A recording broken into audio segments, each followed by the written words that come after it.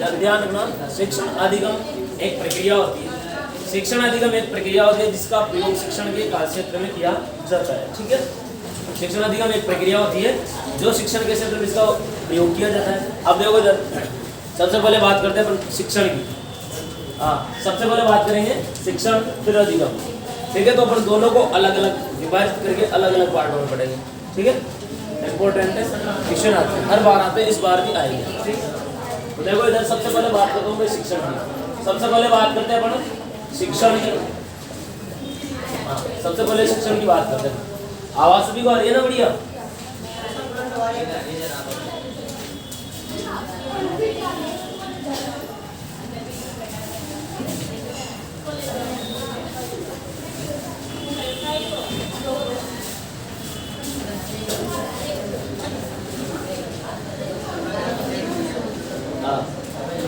भाई आ रही है ना आवाज?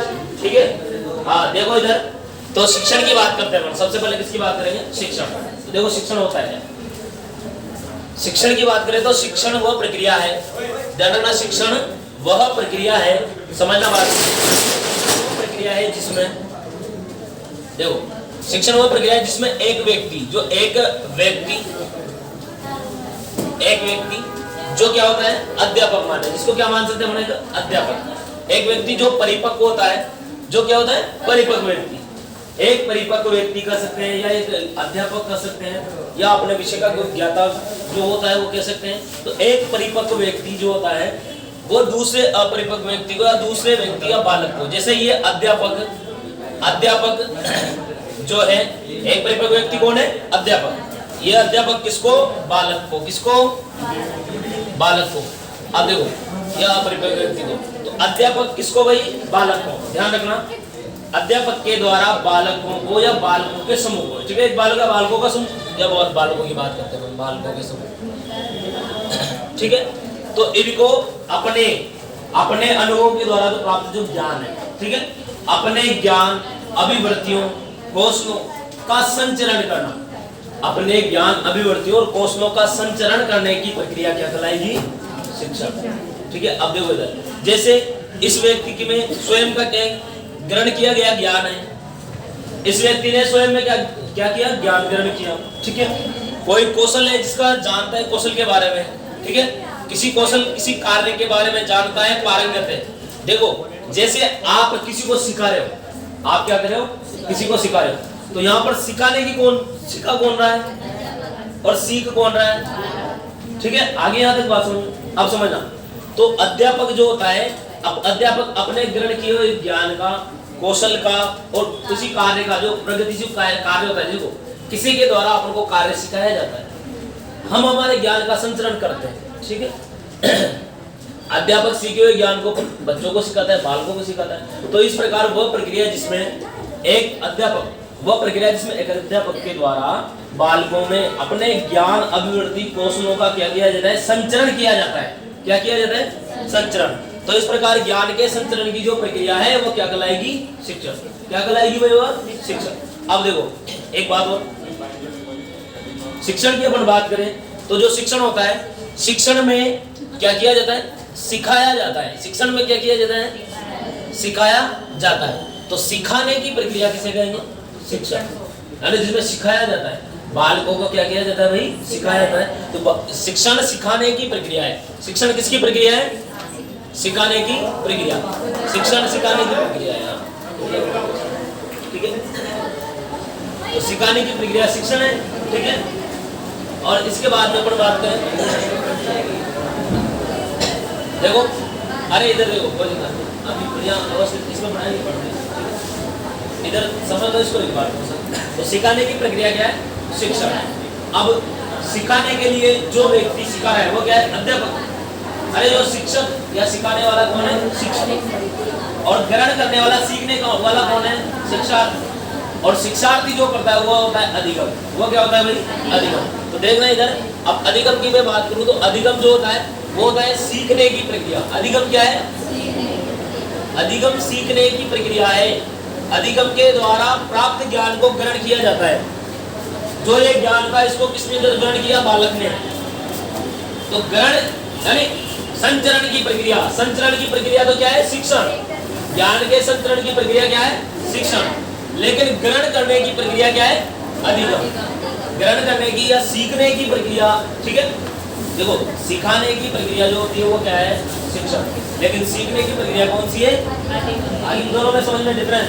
देखो एक में सिखाया जाता है, एक में क्या किया जाता है? सिखाया जाता है, और एक में सीखा जाता है। ठीक है, एक में सिखाया जाता है, एक में सीखा जाता है। इसीलिए इसको शिक्षण अधिगम प्रक्रिया कहते हैं। और दोनों एक दूसरे से जुड़ी रहती है। दोनों किससे? एक दूसरे से। मुझे पता था इसलिए मैंने इधर ही बता था मैं। इसलिए दोनों एक दूसरे से जुड़ी हुई होती है। यहाँ पर जाने शिक्षण और अधिगम दोनों आपस में एक दूसरे के पूरक होते हैं। पहले शिक्षण होगा, बाद में क्या होगा? अधिगम। ठीक है भाई, तो सबसे पहले टॉपिक डाल दो शिक्षण अधिगम। डालिए अपना नेक्स्ट जो आज का चैप्टर है वो है शिक्षण अधिगम। और उसमें सबसे पहले पढ़ेंगे अपन शिक्षण के बारे में। और उसमें सबसे पहले क्या पढ़ेंगे? शिक्षण।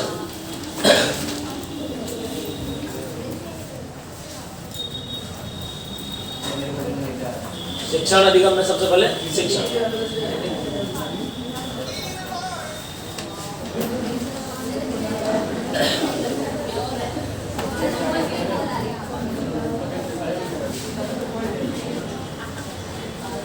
टॉपिक शिक्षण।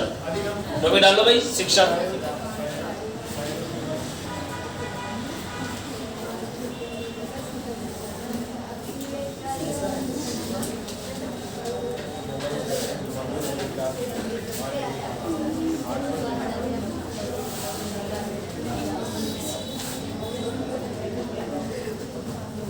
देखो इसमें वह प्रक्रिया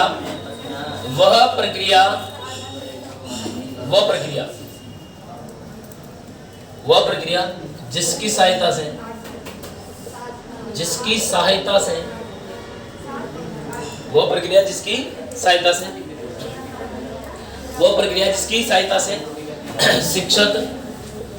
शिक्षक या अध्यापक, शिक्षक या शिक्षक ही लिखो। वह प्रक्रिया जिसकी सहायता से शिक्षक अपने ज्ञान कौशल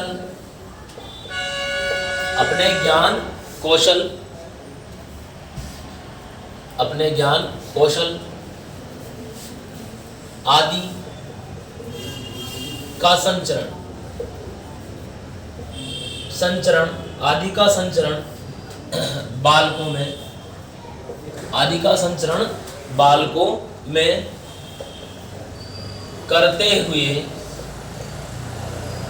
का संचरण बालकों में करते हुए उन्हें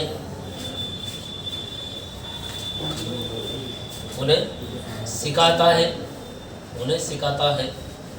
आदि का संचरण करते हुए उन्हें क्या करता है? सिखाता है।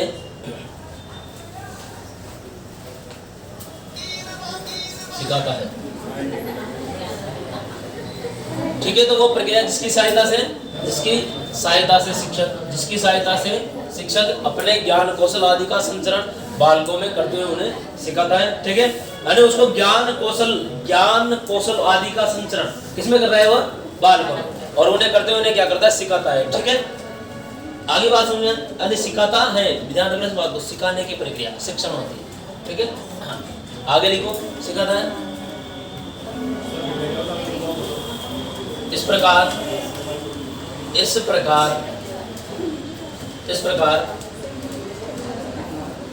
बालकों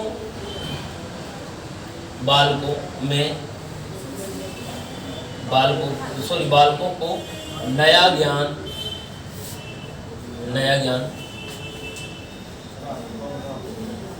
सिखाने की प्रक्रिया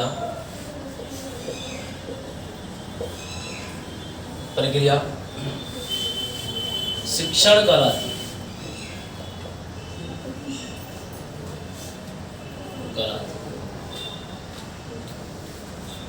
शिक्षण कहलाती है। ठीक है, सिखाने की प्रक्रिया क्या कहलाएगी? शिक्षण। एक लाइन और लिख लो। शिक्षण में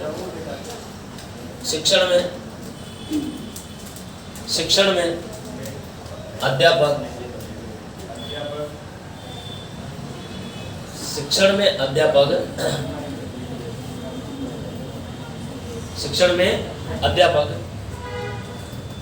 शिक्षण उद्देश्यों की प्राप्ति करता है। शिक्षण में अध्यापक शिक्षण उद्देश्यों की प्राप्ति करता है। अब देखो शिक्षण उद्देश्यों की प्राप्ति कब होती है? लास्ट में, जब यह पता लगाया जाए कि बालकों ने शिक्षण के उद्देश्यों को कहां तक प्राप्त किया है, तो वो फिर मूल्यांकन में आ जाता है। ठीक है, तो यहाँ पहले अपन शिक्षण के बारे में पढ़ रहे हैं। सबसे पहले किसके बारे में? शिक्षण के बारे में। ठीक है, तो वह प्रक्रिया जिसकी सहायता से, ध्यान रखना, वह प्रक्रिया जिसकी सहायता से शिक्षक अपने ज्ञान कौशल आदि का संचरण बालकों में करते हुए उन्हें क्या करता है? सिखाता है। तो इस प्रकार बालकों को नया ज्ञान सिखाने की प्रक्रिया क्या कहलाती है? शिक्षण। तो शिक्षण में अध्यापक किसकी प्राप्ति करता है? शिक्षण उद्देश्यों की, यानी जो उद्देश्य वो बढ़ाकर चलता है उसकी प्राप्ति करने में उसकी प्राप्ति करता है। जैसे बालकों को सिखाना है तो फिर उसकी प्राप्ति भी करनी आवश्यक होती है। ठीक है, सिखाना है तो सिखाना होता है। ठीक है भाई, ये हो गया शिक्षण। हाँ, अभी बहुत बड़ा है ना, अभी को वाली अभी से परिभाषा पढ़ेंगे। ठीक है, अगले लाइन में लिखो, अगली में लिखना, लिखो अगली लाइन में लिखो आगे।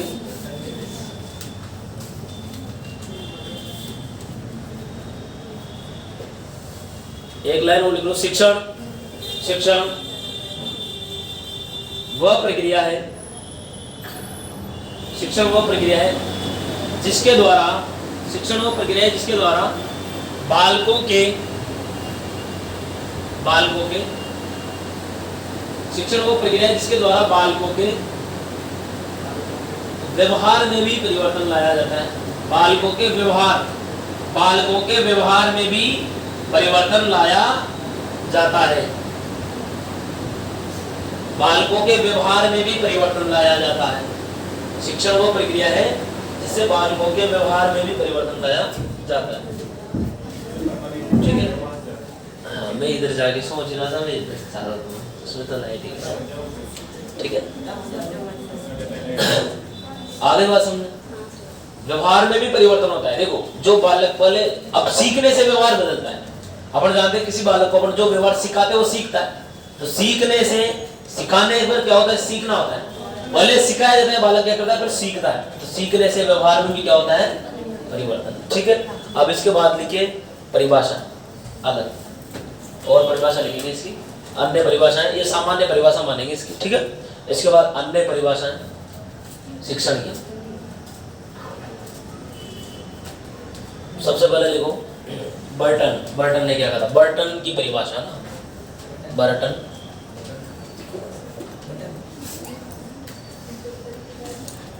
नाम का एक मनोवैज्ञानिक था। इसने कहा था जो शिक्षण होता है, शिक्षण अधिगम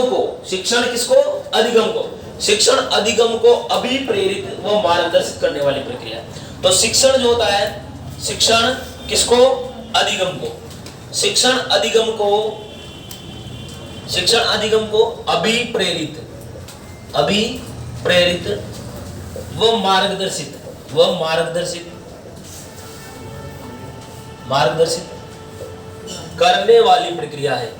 करने वाली प्रक्रिया है।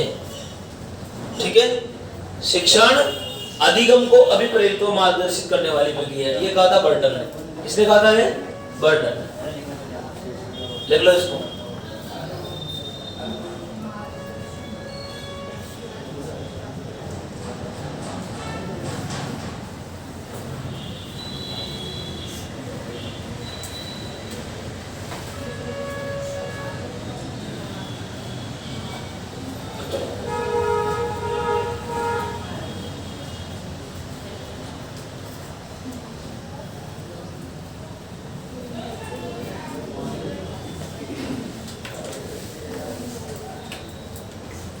ठीक है भाई, तो समझना एक बार, शिक्षण जो होता है अधिगम, शिक्षण मतलब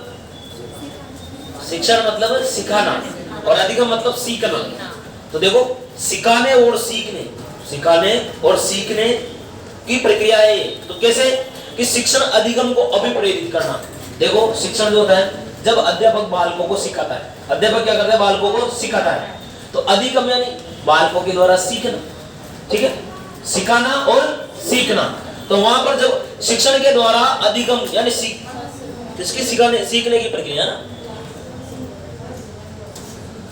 तो यहाँ पर जो सिखाने की जो प्रक्रिया है शिक्षण, वो सीखने की प्रक्रिया को अभिप्रेरित करती है, यानी अंदर से मोटिवेट करेगी, कहीं सीखना चाहिए, अधिगम होना चाहिए। बालक क्या करता है अपने आप में, जब उसको अध्यापक सिखाएगा तो बालक क्या करेगा, सीखेगा और अधिक मन से सीखेगा, यानी उसकी तरफ अभिप्रेरित होकर के सीखेगा।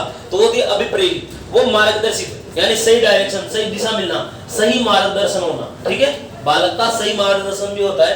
तो शिक्षण अधिगम को अभिप्रेरित व मार्गदर्शन करने वाली प्रक्रिया है, ठीक है। ये किसने कहा था, बर्टन। आगे लिखो मॉरिसन, आगे लिखो मॉरिसन ने क्या कहा था भाई,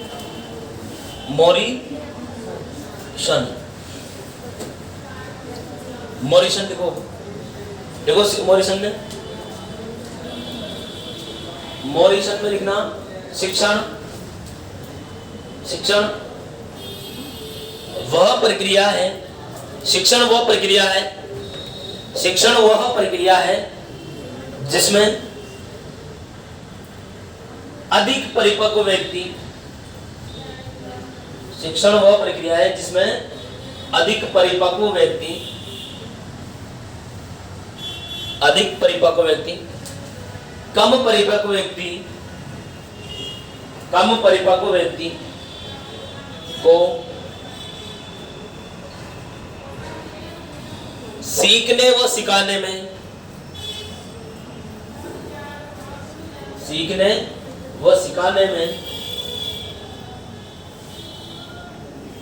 सहायता प्रदान करती है, सीखने व सिखाने में सहायता प्रदान करती है, ठीक है। तो सीखने और सिखाने में सहायता देती है।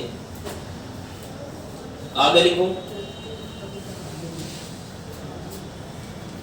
स्मिथ, अगली परिभाषा स्मिथ की, स्मिथ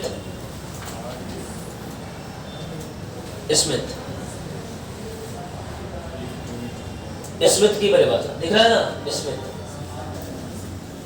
अब देखो स्मिथ ने क्या कहा था कि शिक्षण वह प्रक्रिया है जो अधिगम का क्षेत्र उत्पन्न करती है, यानी अधिगम का क्षेत्र, जो अधिगम उत्पन्न होता है, अधिगम का क्षेत्र यानी जैसे मेरी बात सुनो, से कोई क्षेत्र होता है तो अपन जैसे मानसिक क्षेत्र, शारीरिक क्षेत्र व्यक्ति का होता है, तो उस क्षेत्र को प्रकट व्यक्त करने के लिए, उसको उत्पन्न करने के लिए एक दूसरे से आपस में जुड़ना पड़ता है, ठीक है।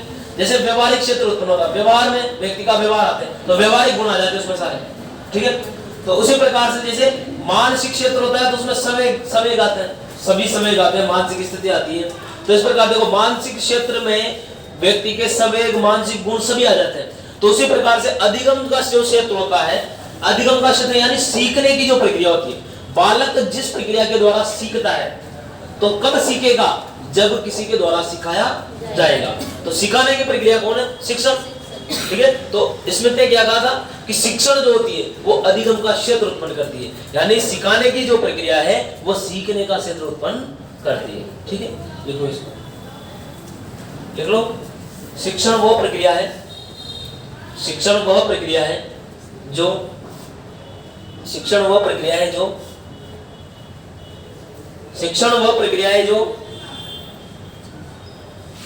अधिगम का क्षेत्र उत्पन्न करती है।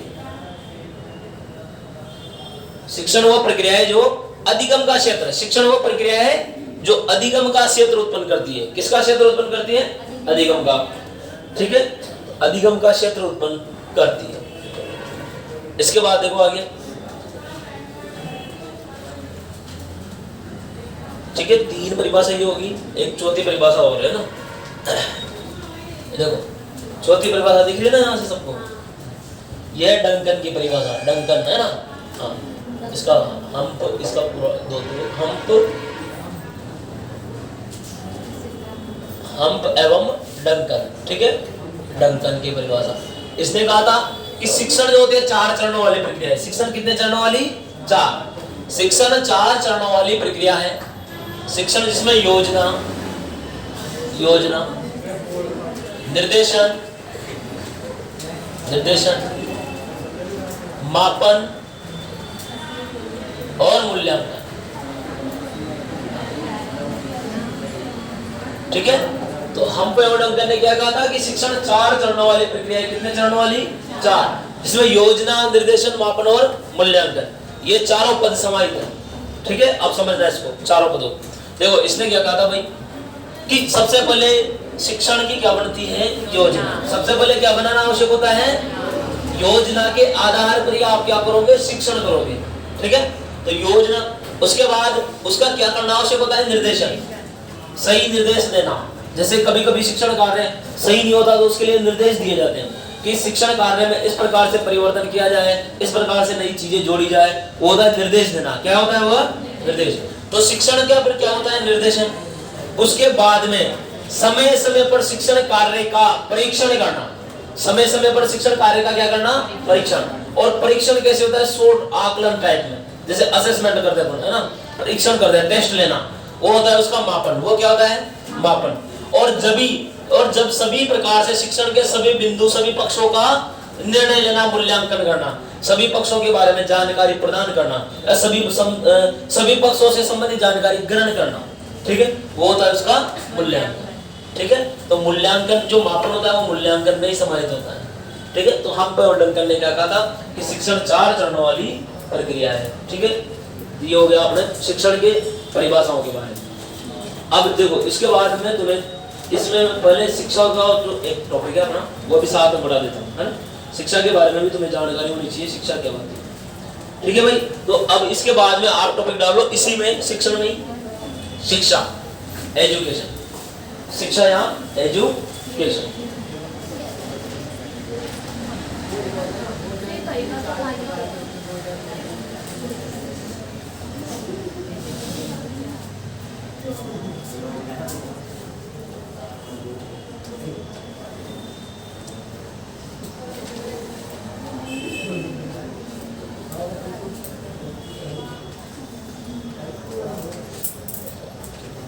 देखो शिक्षा, एजुकेशन। ठीक है, तो देखो शिक्षा क्या है? गर्मी बहुत होती है, क्या आज तो क्लास है, अभी तो जो मान के आज कल ही क्लास लगेगी। हाँ, तब जाके सिलेबस अपना कितनी क्लास और लगनी बाकी है? अपनी बस लास्ट 2 कल लगेगी, फिर उसके बाद में 1-2 क्लास और लगेगी, उसके बाद हो जाएगा, कोई दिक्कत नहीं है। देखो आगे, अब शिक्षा की बात करते हैं, एजुकेशन। तो देना शिक्षा जो शब्द है इसकी उत्पत्ति लैटिन भाषा के शब्द एडुकेटम से हुई है। किसकी वजह से? एडुकेटम।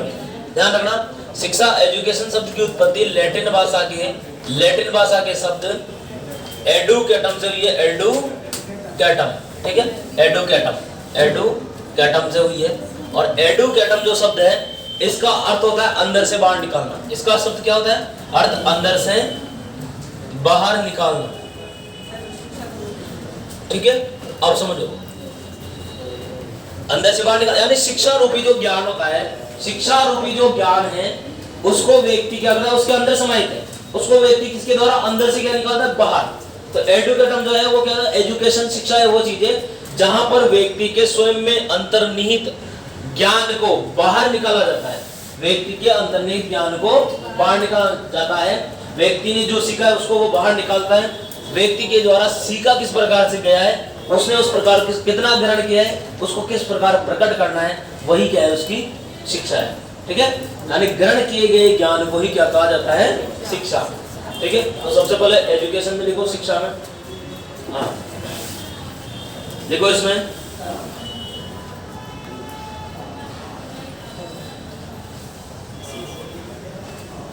देखो शिक्षा शब्द की उत्पत्ति, हाँ, शिक्षा शब्द की उत्पत्ति, शिक्षा शब्द की उत्पत्ति शिक्ष धातु से हुई है। शिक्ष धातु, शिक्ष धातु से हुई है, शिक्ष धातु से हुई है, जिसका अर्थ होता है, जिसका अर्थ होता है, शिक्ष धातु से हुई है जिसका अर्थ होता है ज्ञान को ग्रहण करना, ज्ञान को ग्रहण करना या सीखना। ज्ञान को ग्रहण करना या सीखना।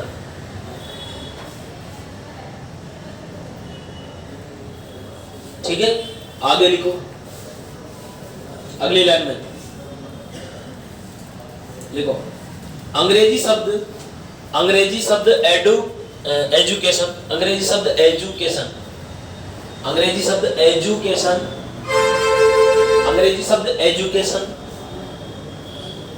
अंग्रेजी शब्द एजुकेशन की उत्पत्ति लैटिन भाषा के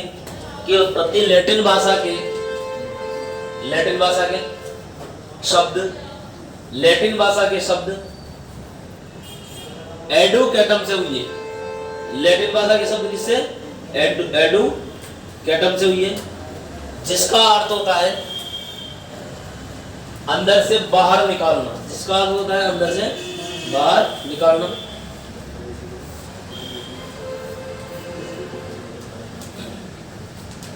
ठीक है, जिसका अर्थ होता है अंदर से बाहर निकालना, यानी ज्ञान की संरचना को व्यक्ति के अंदर से बाहर निकालना। जो ज्ञान की जो संरचना होती है उसको क्या करना? बाहर निकालना।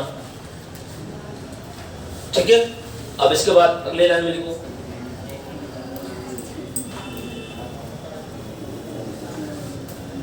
देखो एक मनोवैज्ञानिक थे जॉन डीवी, संज्ञानवादी जॉन डीवी। अगले लाइन में लिखना जॉन डीवी के अनुसार, जॉन डीवी के अनुसार शिक्षा, जॉन डीवी के अनुसार शिक्षा त्रिमार्गीय प्रक्रिया है।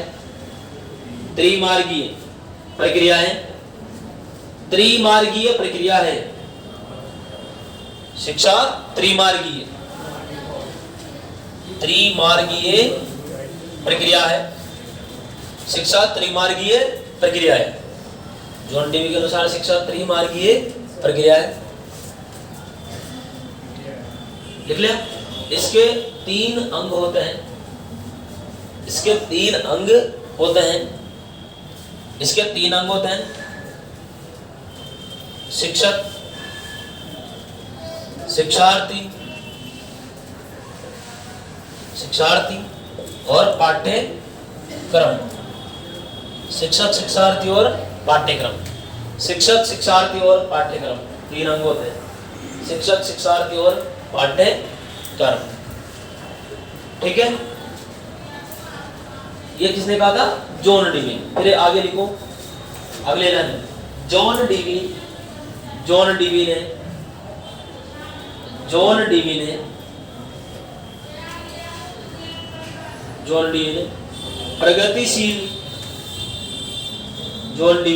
ने प्रगतिशील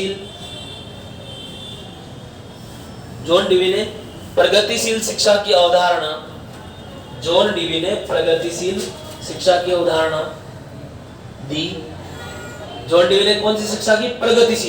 प्रगतिशील शिक्षा की अवधारणा दी, जिसके अनुसार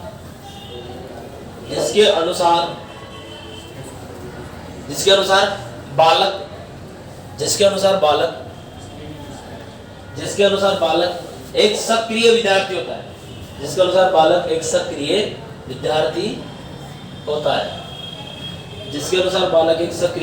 होता है।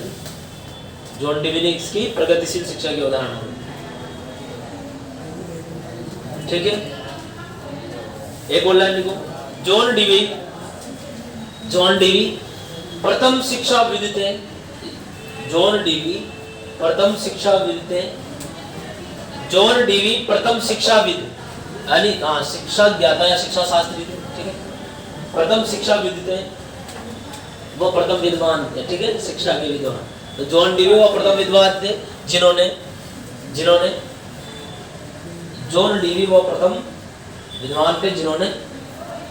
बाल केंद्रित शिक्षा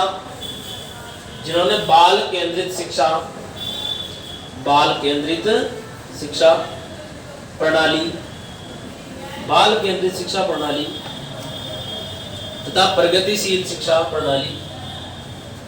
तथा प्रगतिशील शिक्षा प्रणाली बाल केंद्रित शिक्षा प्रणाली तथा प्रगतिशील शिक्षा प्रणाली की अवधारणा के बारे में,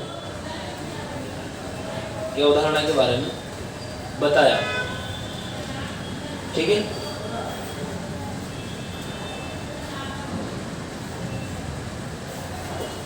अब देखो इसके बाद अपन पढ़ेंगे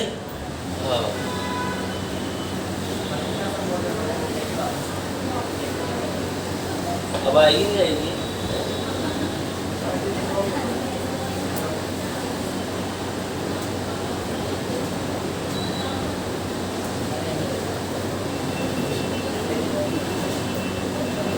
अब देखो शिक्षा के प्रकार, अब पढ़ेंगे अपन शिक्षा के प्रकार। देखो शिक्षा के प्रकार, शिक्षा के प्रकार की अपन बात करें तो शिक्षा 3 प्रकार की होती है। कितने प्रकार की? 3 प्रकार। शिक्षा 3 प्रकार की होती है।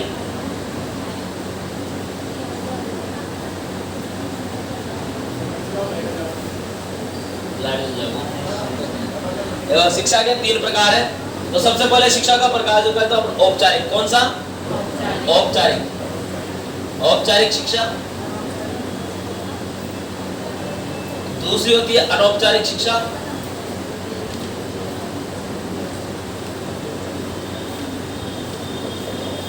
तीसरी होती है निरौपचारिक, निरौपचारिक या दूरस्थ शिक्षा, दूरस्थ शिक्षा। देखो समझना बात को, इधर देखना भाई। औपचारिक वह शिक्षा प्रणाली, औपचारिक शिक्षा क्या होती है भाई? कि वो शिक्षा जिसका निश्चित निर्धारित स्थान होता है, जिसका निर्धारित क्या होता है? स्थान। वह शिक्षा जिसका निश्चित निर्धारित स्थान होता है, सही, उसे निर्धारित समय स्थान पर प्राप्त, निर्धारित समय स्थान पर प्राप्त की जाने वाली शिक्षा कौन सी कहलाती है? औपचारिक शिक्षा। ठीक है, जिसे सीमित संसाधनों के द्वारा प्राप्त किया जाता है, जिसे सीमित संसाधन एक निश्चित क्षेत्र में, संकुचित क्षेत्र में, समझना बात को, निर्धारित समय स्थान पर प्राप्त की जाने वाली शिक्षा कौन सी शिक्षा? औपचारिक शिक्षा। जिसे विद्यालय में प्राप्त किया जाए, पर्टिकुलर एक कक्ष में प्राप्त किया जाए, या किसी एक संस्था के द्वारा सिर्फ वहीं पर प्राप्त किया जाए और निश्चित समय पर प्राप्त किया जाए। ठीक है, तो ऐसी शिक्षा जिसका समय व स्थान निर्धारित होता है, ऐसी शिक्षा जिसका समय और स्थान क्या होता है? निर्धारित होता है। निर्धारित समय स्थान पर प्राप्त की जाने वाली शिक्षा कौन सी शिक्षा? औपचारिक शिक्षा। ठीक है, संकुचित क्षेत्र होता है, सीमित क्षेत्र होता है, कक्षा या विद्यालय स्तर पर प्राप्त की जाने वाली शिक्षा कौन सी? औपचारिक शिक्षा। देखो इसमें, देखो देखो निर्धारित समय व स्थान पर औपचारिक शिक्षा में लिखना बोले। हाँ, सबसे पहले लिखो औपचारिक शिक्षा, बोला लिखो इसमें निर्धारित समय व स्थान पर, निर्धारित समय व स्थान पर,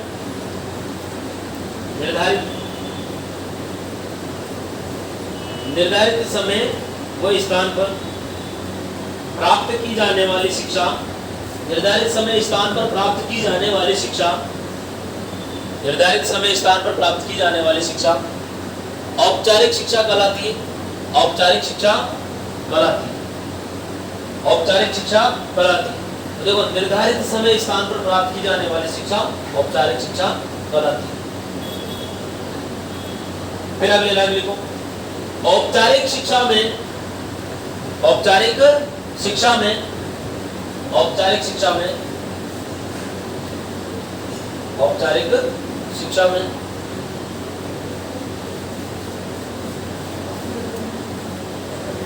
औपचारिक शिक्षा में सीमित संसाधनों, सीमित संसाधनों, सीमित संसाधनों,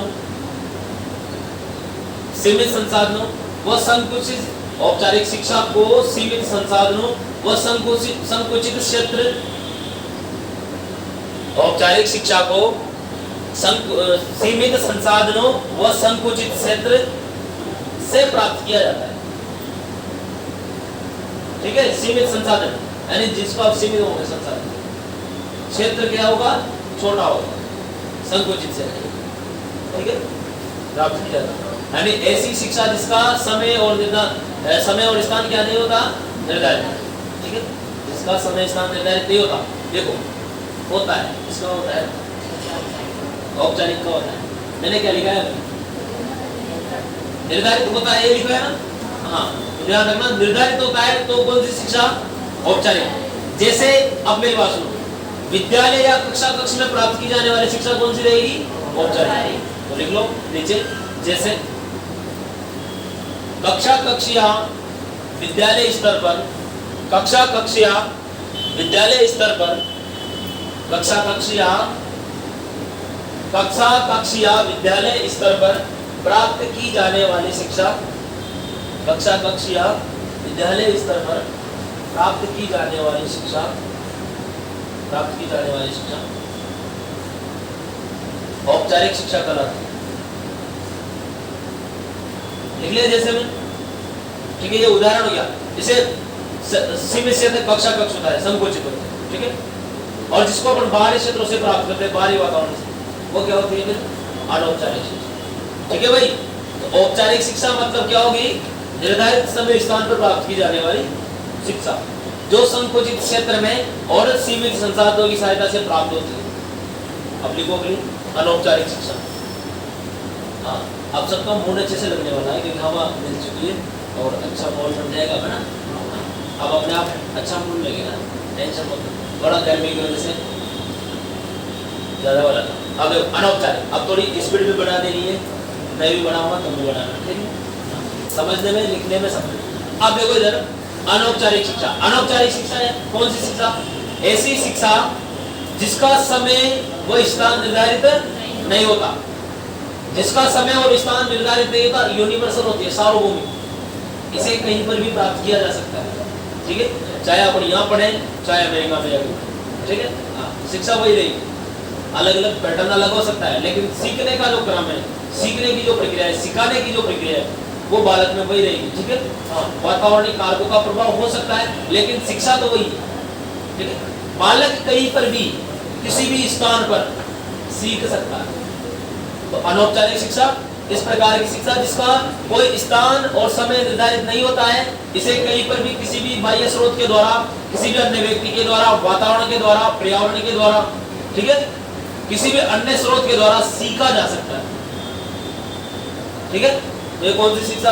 अनौपचारिक। बोली कोई देखो अनौपचारिक शिक्षा में देखो, ऐसी शिक्षा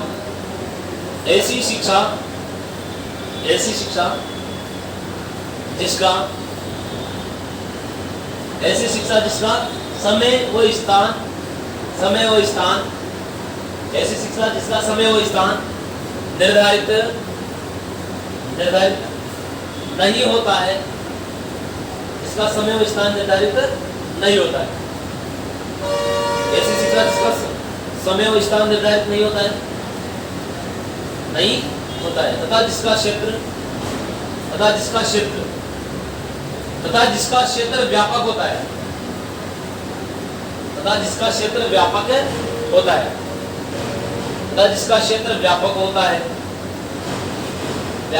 है, यानी व्यापक मतलब विस्तृत या बड़ा। व्यापक का ध्यान समझ लो, व्यापक यानी बड़ा होता है, व्यापक यानी बड़ा होता है। जिसका क्षेत्र व्यापक होता है वह अनौपचारिक शिक्षा कहलाती है, वो अनौपचारिक शिक्षा कहलाती है, अनौपचारिक शिक्षा कहलाती है, ठीक है।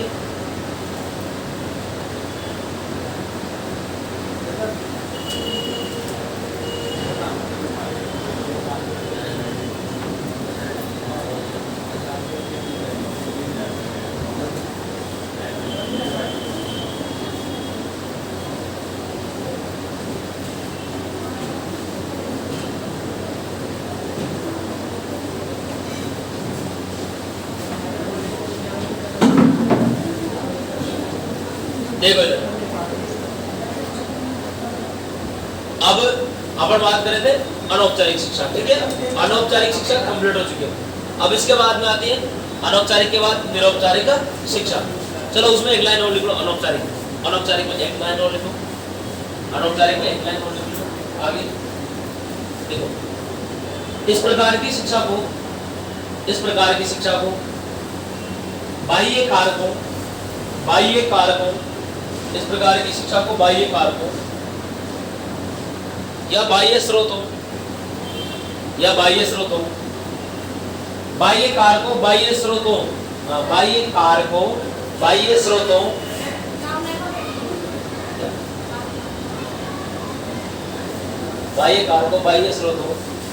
ठीक है, बाह्य कारकों बाह्य स्रोतों, वातावरण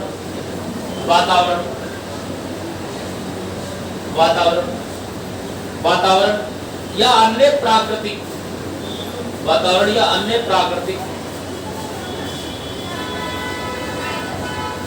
प्राकृतिक वस्तुओं से सीखा जाता है। वातावरण क्या कारक, पर्यावरणीय कारक तथा अन्य प्राकृतिक वस्तुओं से सीखा जाता है। क्या हुआ, कहाँ छूट गया क्या? नहीं छूटा ना, बता दो छूट रहा है। ठीक है, वातावरणीय कारक, पर्यावरणीय कारक, ठीक है, अन्य बाह्य स्रोतों से प्राकृतिक स्रोतों से प्राप्त किया जाता है। तो ध्यान रखना, प्राकृतिक स्रोतों से या बाह्य कारकों से प्राप्त की जाने वाली शिक्षा कौन सी? अनौपचारिक जिसे हम घर परिवार, तो उदाहरण में लिख लो, जैसे देखो, जैसे घर परिवार में क्या हुआ? अन्य प्राकृतिक कारकों से प्राप्त कहाँ तक छूटा? इस प्रकार की शिक्षा बाह्य कारकों, वातावरण, पर्यावरणीय कारक, ठीक है, हो गया। बाह्य कारकों, वातावरण, पर्यावरणीय कारक तथा प्राकृतिक वस्तुओं से प्राप्त किया जाता है,